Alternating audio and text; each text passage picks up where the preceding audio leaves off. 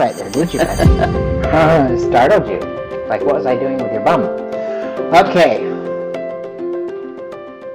We have espresso? We Cappuccino? We do. Oh, I've got his tail. Hi. We've got 2 cameras running. This time, this is our second time recording episode 3. We got a few minutes in, and I realized that one of the cameras was not on, so this is the redo. And we've got 2 cameras, 3 tripods, lighting is here, cappuccino is actually made. I've been studying the cameras, so I know a little bit more. As you can see from the last video, I was able to figure out a little bit of the animation and splicing and all that stuff. So hopefully this editing will be better because I'll have more time. That's the whole goal, isn't it? It doesn't feel like we should be on episode 3, but we are. We are. How come? You just said it in the first cut, so I'm going to make you say it again in the second cut. I can't remember what I said. Because we're recording earlier. Oh. We're trying to get our recording a little ahead of schedule so that you all of a sudden will have time for editing and doing better with it. So that's what we're doing. But this particular episode is being recorded technically the day before my son Spencer comes home. So he is going to be arriving probably late afternoon, early evening tomorrow.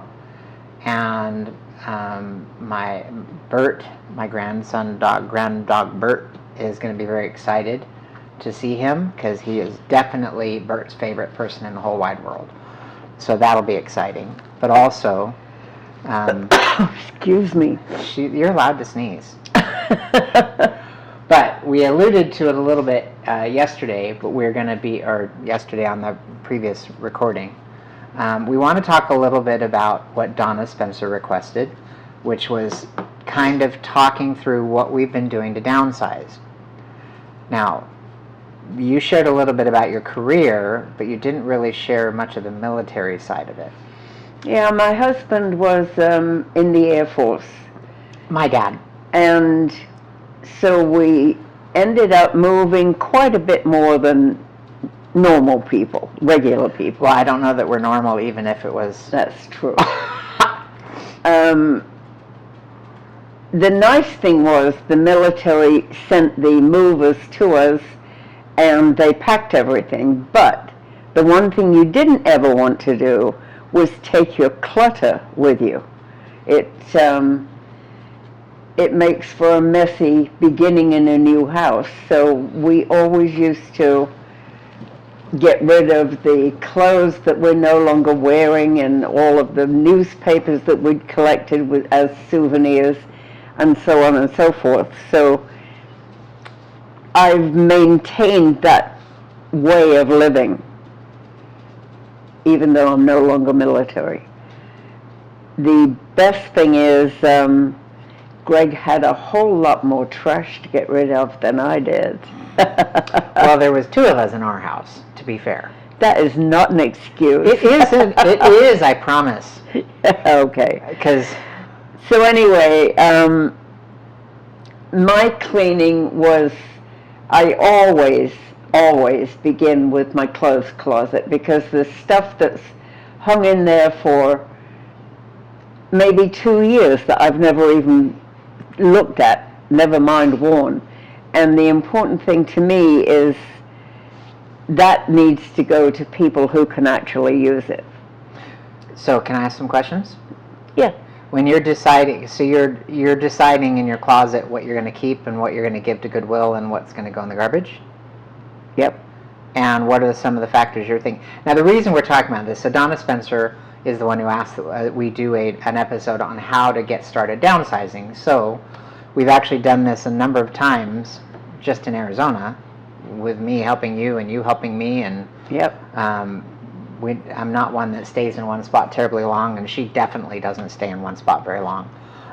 But as we think about it, this particular episode of moving was more complicated. And again, I've alluded to it in the previous episode, but my son was moving to New Mexico. At the same time, he's also moving to New York for Cornell for his master's degree, and my mom and I were consolidating a home, and we're moving into an RV for a year and a half, and we're closing down the home we consolidated. So it's really 5 moves at the same time. Plus, I have a ministry I work with that I'm trying to make sure they have all of their stuff that they need.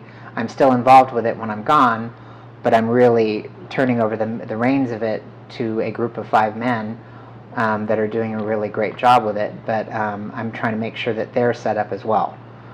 So it's kind of a lot. But with that, because it was more complicated, we had to get a little more concise. We also had 2 homes, 3 people, 3 storage units. I think that's it. And an RV that was also had quite a lot of stuff in it as well. Yeah. So I started my journey really with a camping trip late or early this summer, where I went through and I used to rent my RV out on a very regular basis. Well, that with this wonderful economy we're living in, that really stopped happening. That industry is kind of dying off. So I've been trying to decide what to do, because it was actually a fairly solid source of income. It was a full person's income all by itself. It was. So with that, I had just invested quite a lot of money in fixing that up. New upholstery, new electrical, new everything, new tires, new hoses, new belts, new everything. But with all the investment there, I've been trying to decide what to do with it. And with the economy going the direction it's going, it's also not the best time to sell the RV. So when I was in it, I went through and took a lot of the stuff that I put in for renters, towels, sheets, and I put in nice stuff, but it's not my home stuff. Dishes, silverware, pots, pans, all that stuff, I kind of took it all out because it's smaller, compact versions, and I like cooking with a little bit bigger stuff. And since we're going to live in it a year and a half, I might as well take stuff I'm actually really seriously comfortable with. So I started that process first, and I came home with a couple carloads worth of stuff out of the RV. But then I started thinking of the stuff we're going to need long term that I need to be purchasing for the trip. So we've had piles of stuff showing up, to take to the RV. So that's 2 journeys all by itself. Then you, on your own, you started with your closet. So explain a little bit about how you decide what's going where. I had a lot of, not a lot, but a fair amount of really good professional clothing that I thought I could possibly take to one of the abused women's shelters, and they could start with their interviews in some pretty neat clothes. So that I set to one side. Then I went through clothes that... And just on an aside with that, any of you guys that are watching that knew her when she was in her career, which is not that long ago, she was always, as a little boy, my mom was always dressed to the nines. She always looked fantastic, always looked incredible. So her stuff was not... My mother had always taught me to dress for the position that I am aiming towards. So you always dressed better. You just dressed better. So than necessary. Yeah. Well, and that's my Nana, by the way, Nickel and Claire, my Nana. Nickel and Claire are my cousins, but we always fight over whose Nana she is. I also had a couple of cocktail dresses. Girls or ladies who are looking to go to be maybe a hostess in a really nice restaurant would be able to use them, I thought. So they went to a shelter, and they were happy, very happy to get them. Then I took the clothes that I had shrunk out of, thank goodness, I'm happy to say. So, we were actually looking through photos. We're going to kind of share stuff as it comes up. And this is very impromptu. This has not been rehearsed. We're just going to, what pops in our mind. And this is what we do anyway. This is normal. We were looking through photos, and we saw a photo of you and Nana and Gary and his family. Gary is my older brother right above me. Much older brother. I always introduce him. He's 6.5 years older than me, but I always introduce him as my much, much, much, much, much, much older brother. So, Yep. which I don't know that he's thrilled with that, but I think it's funny. And it's just because it's funny, not because of any other reason. But in that picture, what did you say about yourself when you saw Oh, it? I was a chunky monkey. There's no doubt about it. I definitely weighed at least 20, 25 pounds more than I do now. And couldn't remember myself like that either. You know, I mean, you remember yourself when you were overweight. I don't know. Don't know what happened to me. Went to hell in a handbasket, so they say. Well, I don't know about that. Yeah. So all of those clothes, the ones I had grown out of, the ones that I knew I would never wear again, they were no longer in fashion. They went into another pile to go to Salvation Army. And then there were the ones that I enjoy wearing now, but I'm not going to have room for in the RV. I had more clothes than I do closets. Our closets, quite literally, are this big. And yours is shorter than mine. Mine's about this tall. It's just enough for a jacket, and yours is this tall. That's not enough for a jacket. I have a jacket. Well, you can put your jacket in my jacket Okay. thing. But we have one closet and 2 drawers each. So anyway, And then underneath the bed. a week, maybe 2, after I had done all of that downsizing, I took another look at the clothes that I was hoping to take into the RV and that now I knew weren't going to fit. So I had to downsize a little bit more. And that makes us very limited wardrobes while we're traveling. Which, we actually talked about this at the end of last recording. We're like, we need to share that you may see us in the same outfit repeatedly because we don't have a lot of clothes. So we will be cycling out our clothes as we drive along. And I think I've got 5 outfits. well, you've got more than that. No, I don't think so. I think that's all I Well, kept. but we've also got a winter wardrobe that's going into an undercarriage. Yeah, so well, that's in a we'll trunk be trading out underneath. Yeah, so as it gets chillier, we'll be trading out a set of clothing. Yeah. Which is really what Spencer and I did when we were in the RV for a while. Yeah. So that's part of what you have to think about is where you're going. But my summer clothes, I've maybe got 5 outfits.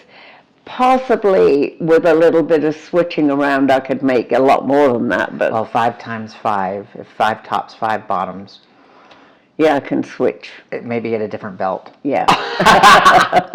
So that's part of the wardrobe part, and, Yep. and that I actually heard one of those feng shui lady people long time ago saying, take everything out of your closet and only bring back the things you actually wear as you wear them, and anything that doesn't get used, just give it away. And so I've got in the habit of, if I wear something, because sometimes you buy it, you think you really love it, and then you wear it one time and it's just uncomfortable, it doesn't quite fit, or it's awkward, and like, when you put on a t-shirt and it's crooked, I can't stand that. No, I don't like that. It'll drive me over the edge fast. So it's a short trip. It is a short trip. I'm an awkward, weird person sometimes, but it does. So if I have something that is too tight in one cuff or whatever, I won't end up wearing it, and then it's just a waste of space. But you always think, oh well, maybe I'll wear it, and then you wear it one more time. You're like, yeah, no, I can't do this. No, once it's made me mad, there'll be no second time. Right? Yeah. Well, for me, I give it a second and third try before I finally get rid of it. Uncomfortable first time? Nope, you're gone. But well, now in fairness, so I love wearing linen and gauze. Like, those are my 2 favorite things to wear. So I bought some linen or that gauzy material probably 3 or 4 years ago, and I never wore it because it was so too small for me. And I thought, well, maybe someday I'll fit into it. Well, I actually do now. So I'm really glad, and now it's actually a little too big. And that's another thing. I actually bought clothes. I had a subscription service because I had no clothes as I was losing weight, and something would arrive and it was a little bit too tight, and then I wouldn't wear it because it was too tight, and I was losing weight and reshaping my body so consistently that I went right past when I should have worn it, so I still have never worn it because now it's way too big. So I'm an idiot. in a good way. Anyway, so that's my thing. So one of the things I'll tell you, I'm going to divulge something, Donna, so I hope I'm not telling on you, but Donna's house is a very old home up in the foothill area of Upland, California. Her home, she took me down to the basement one time because she had a movie filmed there. And I don't remember the name of it. I've never seen it, and I don't like scary movies, so I would never see it. But it was a movie of a haunted basement. It was like a horror in the basement or something like that. Not horror, but horror in the basement. And so I've been down there, and I can tell you, she uses it for storage. So stuff starts to pile, and our units downstairs is what I think she feels like with her basement. I went down there last week to start to empty them out and get them ready to go. Well, I took a look at we have 3 storage units. I went to look at them, and I got ill. I'm like, oh my Lord, that is so much work. And I've already... Good thing Spencer's coming. Yeah, right? Yeah, he's going to enjoy that. But I immediately felt overwhelmed. It was hot in the storage area, and I'm like, it's another thing to mess with. And you know something, I said to him, can I help? Well, what are you going to do? You can't lift those boxes. And I thought, that's good. Yeah, there's no way. And the heat would kill you. So yeah. I'm not having my mom go down there. No. But, so what I started doing, because, again, I'm thinking 6 moves all at the same time. And thankfully, most part, I didn't have to mess with your part. No. Other than taking stuff off the walls and patching and, emptying your house out. But I literally, when I very first started my process, I actually wasn't even moving yet. It's, with my body transformation, I've just started cleaning up parts of my life. And so this journey started for me probably 9 months ago. I went through my drawers in my bathroom, and I just started going through and cleaning out crap that I don't use and it's old or whatever, and tidying stuff, kind of like a spring cleaning, which I do anyway every year. But this time, for whatever reason, I mean, again, I've been thinking about doing this trip since November, so I think by the time we hit spring, I already had in my head that this was going to happen, like in March. And March is really when I thought it was going to happen. That was so good. It's yum, isn't it? Mm. This is such good coffee. But then all of a sudden I started cleaning out with a different intensity than normal. Then I picked one little thing. So, and this is what I would suggest you do, is if you go into your pantry, just pick out one shelf. And just go through everything, single label. If it's expired, toss it. If it's close to expired, take it to a food shelter. If it's something you haven't touched and you're not making another batch of it, or you've got 3 of them, give 2 of them away and keep one and toss the rest. I mean, that is how I started doing it. So all of a sudden, by the time we really were moving, I already had a lot of work cleanup done already. But then, when you realize that you're going to actually be moving and selling everything and downsizing to an RV, that brings a whole new level of intensity. Yep. So then you start looking around your house at pictures and framework, and so a lot of my frames and stuff, I'm taking them out of frames and I'm just taking pictures of the pictures, so I have a digital version of it, and I'm getting rid of them. Unless they're super old photos, then I'm keeping those, just or something that has major sentimental value to me. But I've been massively downsizing everything, going through old files, cleaning out taxes I don't need to keep track of anymore, Lots and scanning of shredding a lot of going on. We've taken literally buckets of shredding. Mm-hmm. And when we did this for Miss Nita. Yeah. Miss Nita, if you'll learn more about her, but she was a neighbor of mine. She fell very ill. She had a family member that massively took advantage of her, and it was a very tragic story, and she was at the verge of being on the street, and nobody was helping her, and she couldn't take care of herself, and long story. But I started, I brought in 2 of my small groups with me. We literally went through that house top to bottom, left to right, north to south, and we just demolished it in getting through tons and tons. So she had an entire wall, 3 boxes deep, floor to ceiling, in her garage of nothing but 50 years worth of documentations for her business and her personal taxes and her family's and her mother's stuff. And we had a shredding company. So that's an idea too. Remember, a shredding company, bring them to you. If you've got that much stuff, just shred, shred, shred. When I took over one of my businesses, they had two or three storage units. We did the same thing. We went through old stuff and just brought a shredder to us and got rid of as much as we could. So I've had a lot of friends recommend to me that I bring in charities to come and pick stuff up. Check your local area, like way in advance if you think you're going to do that, if you just want to move or just unload quickly, because at least here in Phoenix, at the beginning of COVID, they shut pickup service down completely, all of them. So you, in my zip code at least, you cannot get a pick-me-up at all, period. Not an option. So if that's what you're thinking of doing, you've got to come up with a different plan. You've got to start calling churches and places. Like churches will still do a pickup, but that's about it. I think Salvation Army will if you make an appointment. Mm-mm. No? Not anymore? Not in my zip code, or our zip code. Yeah, this zip code, because I went to them first. Oh. Yeah, and I actually called them because I was just sure the website was wrong. So it really, seriously, check your zip code, because it looks like some zip codes will, but our zip code, at least, it will not. So be careful on how you do it. But the point is, pick something small, and I recommend, kind of like when you're downsizing your bills, pick your smallest bill to get rid of. Pick your smallest, cleanest, easiest place to tidy and clean it up. Because when you start with something small like that, it gives you some momentum.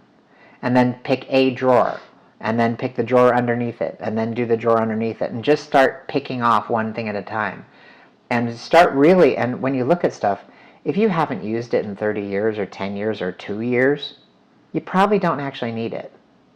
And what did you say on the last video? Pretty much everything is clutter at some point. It is, yeah. If you're going into a really small space, everything is clutter. I mean, you can't take your furniture with you, so that's got to go. You don't have room for instance, favorite things that stand on your mantle. You can't take those. They'll all fall off, you know. You either pack it and store it, or you get rid of it. It's that simple. And pots and pans, I never thought I hoarded pots and pans, but I really did, yeah. And at the back of all my closets were things that I hadn't used those pans in 10 years, I bet. At least. Yeah, so they're all gone. Dishes, didn't use dishes. I mean, I was a single lady living in my own house on my own, and a lot of crockery. Single ladies. Yeah. Had a lot of stuff going out the door. Yeah, and I will confess, Nana's, Nick and Claire and Aunt Pam will remember this, but Nana's old split pot, I still kept it because I'm sorry, I can't get rid of that, because I thought that was a little boy, that was the coolest thing I've ever seen. Yeah. She used to put her peas in one side and her new potatoes in the other one, and I'm like, I can't get rid of that. So I still have that pot. Yeah, good for you. Good for you. And Nana had tried to get rid of it, like, Yeah, Nana was like, I told Nana, I'm like, no, it's like her old kettle. We've still got that. I still got that kettle. Yeah. In fact, she had a brand new electric kettle that came off the base, and I have Nana's old kettle, and we got rid of her new one, because I'm like, I want Nana's kettle. Yeah. So I have Nana's old hot water kettle. So anyway, pick off small stuff, battles you can win, do it, just do one thing at a time, and stop being emotionally attached to stuff. Oh, yeah, that's deadly. Well, and that's, I think, the hardest part. I think part of what's driven us is we have a dream we're heading to, which made it easy to get rid of stuff. My mom had saved every card I had ever given her since I brought her over here. It was 17 years worth of birthdays and Valentine's and Mother's Day. That was tough to toss. I didn't look at them. I didn't reread them. I didn't drool over them. I put them in a box and I tossed them down the chute. See, I would have had to reread them. No, I So, thought if I do that, I'm going to hang on to them. No, they got to go. yeah, JD and I kept a big, huge, long thing that fit under our bed that was full of Spencer's wristband when he came home and his little beanie that they I put on know him. you've been working through it here this I know. week. Aren't you proud of me? It took him forever. Well, not really forever, just 2 days. Well, that's forever. But I literally read all of them. In fact, Spencer's going to be excited because I found a third birthday card that had $15 cash in it. So I put it in his pile for when he comes home. So he's going to be all excited. He got $15 from his third birthday that he didn't know he had. That's cool. But I can't not reread, because that's the thing. In notes, and I did keep certain cards, and like I've got Nana's. I'm sorry, I've got Nana's last card she wrote to me, and I've got Nana's last card that she wrote to Spencer, and things like that. I can't get certain things. I can't get rid of, at least yet. No, I use a big hatchet. Yeah, I do. It's the only way that I can do it. which is why she beats me up all the time. Not physically, just right. But it has been easier to get rid of stuff this time, and so we wanted to talk about that part of it. But here's the other part I wanted to kind of sew into this conversation is cleanup. So she instilled in me, and you can share where you got it from, but I cannot leave a building or a house, one of my businesses or my houses, if I'm moving out of it, I have to leave it in pristine condition. In fact, I've got some videos I'll be splicing in if I haven't already by the time you see this. But I've got some videos of kind of where my house was at the moment that I was really piled. And I'm a person, I cannot stand living with anything out. Like, I want everything, put it away, not down. Don't put it on the counter, put it where it belongs. Maybe one of the things that we argue about, because I like my little piles. Oh, my.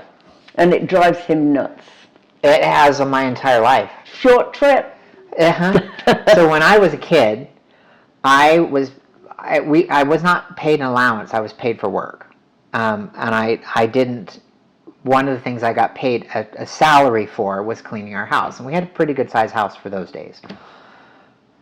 But I was constantly taking her piles of stuff and tidying them up and making all the same size papers together and the next size paper together and putting all of her bottles cleaned and tidy, and I'd tuck them somewhere where you didn't have to see them all the time. Couldn't find them, never mind see them. But it was nicer looking, wasn't it? Yeah.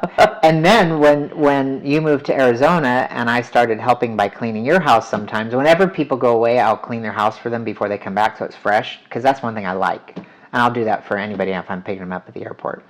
But so I tidied up her house, and I'd clean her house before she comes home, and she goes, "How come my house looks so clean when you do it?" Because I put the piles away. So, and I don't live in a pigsty. I just, when my mail comes in, I don't necessarily read it immediately. I put it on the side and I'll look at it when I've got time. And I have a pile area too. I have 2 pile areas. One is in my office cabinet. I will put stuff in there that needs attention. It's behind the door though, Greg. Right, I don't have to look at it. And then I've got my little writing drawer that has all my writing utensils, and because I like writing pretty and cards, and I like writing. If I'm going to take the time to write, because I hate writing, if I'm taking the time to write, I'm going to make it something that they want to keep. So I think we just lost one of the cameras, if I'm not mistaken. But no, they both look okay. Well, that one I think is dead. Oh. I think it stopped, which is interesting. But I've got that drawer, and then I've got my catch-all drawer, which is still pretty darned organized. Like, I've got wood boxes in there, so they're all organized. But I will sometimes... It's fanatically clean. Which I drive you crazy with that, don't I? And I don't leave dishes in the sink. I'm always putting them away, stuff like that. So, anyway, but the reason I mention it is when you clean up a shelf, don't just clean up the shelf, clean the shelf. Because that is one thing that made my move out much easier, is I had really gone through that process of cleaning out cabinets and actually polishing them up and cleaning the shelf itself and then putting everything back in. So when you do that, all of a sudden by the time you're done with all of the bits and bobs around the house, you've cleaned everything, and it really makes a huge difference. So if you're just trying to reorganize your house, there are some tips and tricks. I've actually got a lot more if you want to hear. You can, if there's something I've missed or something that didn't make sense, email us at fanbase@mumand.me. So mum.me. And that'll be at the end credits of the show as well. Also, if you have more things you want to talk about, please drop a message to us. You can write a comment in the messages that you want to hear about this, that, or the other, and we'll be sharing more with you. But that journey of having to clean things up came from your military stuff. What happened to you if you were military and it wasn't perfect? Oh, you just absolutely didn't ever leave.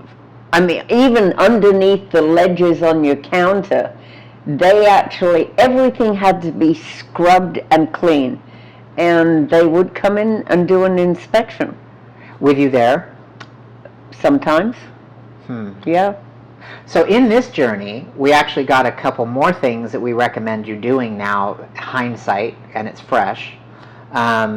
You can, if you're renting a place, you can actually schedule a pre-move out inspection. But before you schedule that, every single thing in your house, and remember, you're paying good money for your house, literally get it fixed. Constantly. And I'm not saying just because you're moving out. I'm encouraging people, if you're living in a rental space, which there's a lot more of that than normal right now because of house prices. Like, our intention of living here was to save our money and eventually buy a house when there's a little bit of a market correction, which is coming, I believe. But we're going to be doing this instead. So that's why we've been living in temporary rental. But literally, you're paying rent. You're paying good money for your rent. So every time you got something that's even a little bit not right, have it fixed. Especially in the building we're in High Street. Sorry, this is a premium facility. Get them to fix every single little thing. And the handyman that we have now is fantastic. He's Love amazing. The guy. He's absolutely the best we've had since the original guy. That we've had a few people in the middle, but it's been really, really great. The man is like on it the day you ask for it. He's at your house ready to do it. But get everything in your house constantly updated. In our lease agreement, it actually gives you the right of having your house repainted every year, so take advantage of it. If you have an extra hole you put in your wall by accident, or not by accident, or you just didn't quite like where the picture was, have them patch it. Like, do everything always consistently, but as you get ready to move, and you're moving, they don't know yet, literally put a work order in for every single thing and get it all fixed. Yep. But then schedule your pre-work condition, and if there's something they're unhappy with, schedule them to fix it while you're waiting. And then that way your whole move-out process goes a lot easier. The other thing is, I'll show you some videos of my house when I was done with it, some before and after even. But when I did mine, I'm good at drywall. It's not a hard thing to learn how to do. But I made my walls perfect, like brand new. And I had put some shelving in my son's room for his knick-knacky stuff. And it looked move-in ready when we left. So when you do move out, take some videos, take some photos, make sure that you've got proof that what you left is great. And on your actual final move-out date, walk around recording and have them show, literally do an inspection after you've moved out, so that you've got a recording of everything that's going on. Because I'll tell you right now, especially with Graystar here, they're very much they're trying to keep every dollar. The economy's wacky, so I understand, but Graystar is trying to keep every single dollar you've put in a deposit. So walk around with a recording and challenge if you disagree. So those are some of the things that will make it better for you for your move-out process. So anyway, anything else you would add to this topic? No, I don't think so. Okay. Well, very good. So we will see you on our next episode. I already know what our next episode is, but she doesn't. But I have to convince her to do this one. Oh, Lord. You're going to have quite a few of those convince me things. Well, it'll be fun. One thing I think you'll agree with me. One thing we're going to always be with you is very honest and very transparent. Yep. No fibs. No fibs. And it's because we call a spade a spade. We do. Yep. And something, you know, when I was a little boy, I'll share that in the next episode. But anyway, love you guys. We'll see you later. Bye. Remember to share, subscribe, and comment. Thank you. We'll see you later. So, you know that we're in the process of getting all of our stuff together, and we're in the I already told you we're unpacking or packing everything, sorting through files, getting rid of stuff, doing yard sale. Our house is a freaking mess.